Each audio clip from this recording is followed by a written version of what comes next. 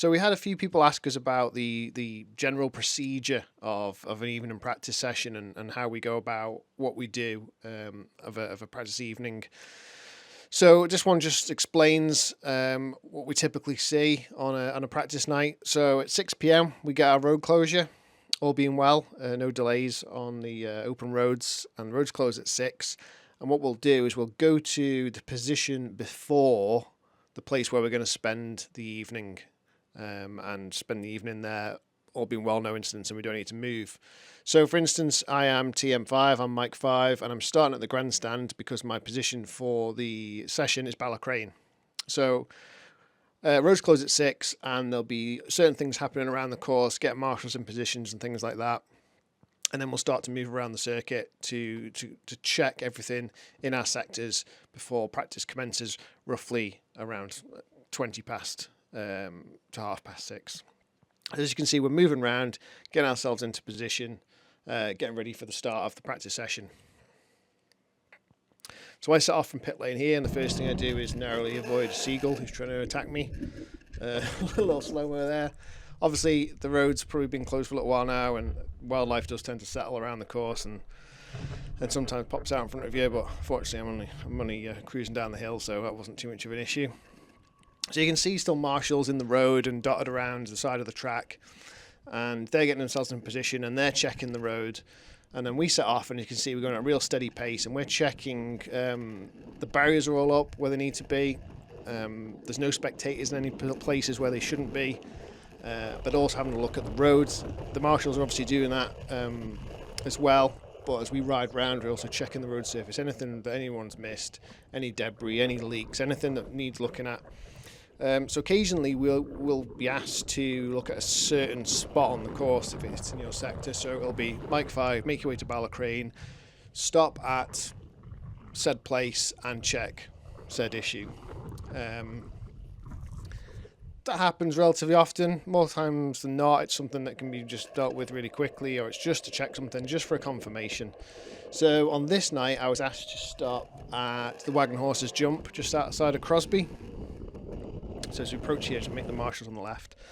And there have been reports of spectators further down the hill, just after the jump on the left, that were in a position which was dangerous. So I asked the marshals about it. They knew about it. They've been down, and they've moved the people already. So that was all cleared up before I even got there. The marshals did ask me to have a word with the photographers here on the right. They were just a little bit concerned that the photographers were going to spend the evening basically on their knees taking pictures. And the issue with that is you need a quick escape road if anything goes wrong, so you need to be on your feet. So they just asked me to ask them politely, lads, can you just remain on your feet at all times throughout the night? And the lads, the photographer lads, are so cooperative, they're brilliant, not a problem, and off we go.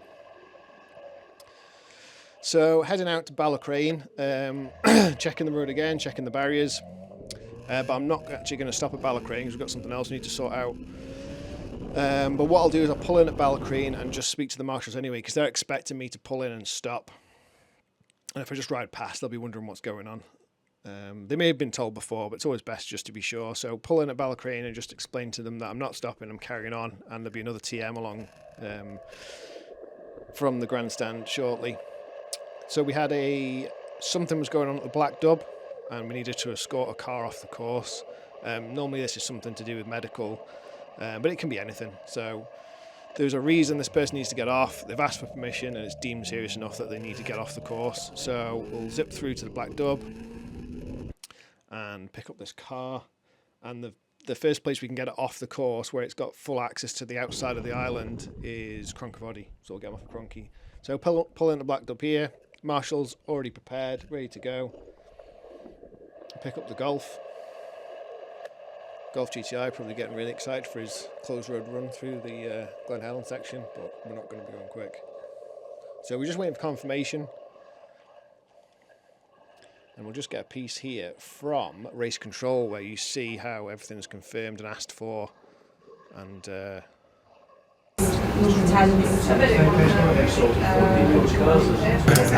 yeah, Mike 5, through past Balacrane. You happy with those sectors over? Minimum manning and pull going. Sorry to Martha, how are we getting on with these bikes? So all the way. Is sort of all good. Cool. Yeah, the course is all good all the way to Ramsey. Let's just judge in. I've got waiting for this car. Happy for Mike 5 to escort, yeah? Gary, happy enough for Mike 5 to escort now? Is that Absolutely, yeah. See there, we get the green light to go from Gary. So, you know, we check and we check and we check again, and you can see my location on the screen there. That Roger's our controller up in race control, and he controls us and the course cars on there, and you can see my position there, the black dub. So we get the green light to move on. But we check everything and we check it again and we wait for confirmation. Nobody does anything just thinking, yeah, I think it's okay to go. It's everything is done, you know, properly. So off we go, nice and steady, up to Cronky, and we'll get this car off the course. So these are the little things that happen. So sometimes there's a 10-minute delay for practice, and I was like, ugh, what's going on tonight? It's just things like this. Things just need sorting out, and marshals need moving around. More often than not, there's something on the course somewhere that needs to just be sorted out. It's a massive course, and there's loads of people, loads of marshals, and there's so much that has to be put in position and ticked off between 6 p.m. and 6:15 before we can go practicing. So when it goes off at 20 past or 25 past, and another delay, you know what? It's still a massive feat to get it done in that short period of time. So we'll head back off around the course, and now the plan is I'm going to come off the course at the top of Bagaro and head on open roads across the Benny Pot up to Brandywell and then back down to the start and finish. I could have carried on right round the track, but there's no real need, is there? So we'll just get off here and head up over the back roads. It's a great spot here. Top of Bagaro is a great spot. It's a proper local area to me. It's where I grew up, so I know every viewing spot between Glen Helen and Kurt Michael. I've used them all, and it's an amazing spot to watch. Top of Bagaro at the bottom as well. You'll see in the videos from the bottom of Bagaro. It's absolutely amazing, but also you've got access. So from here, obviously we can carry on the Benny Pot and go all the way to Brandywell. On a nice day up on there's no better place to be than up on the mountain. But also you can take a right down there through Baldwin and get back to Douglas, and then obviously you can go in anywhere from there really. But also you can swing left at that previous junction and get out to Ballaugh Bridge. So there's loads of places you can go to from here. So it's a great spot to be. You're not trapped in. You've got loads of options.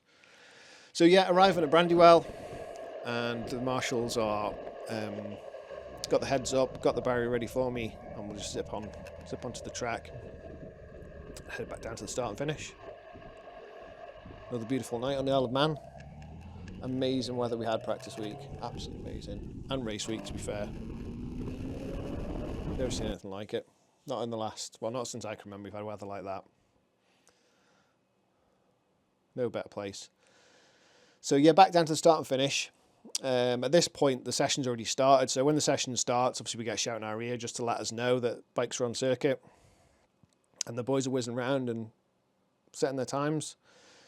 But be mindful as we approach the start and finish that everyone's still on the start line, getting ready to go. So the last 20 bikes or so are still here, waiting to start their practice night.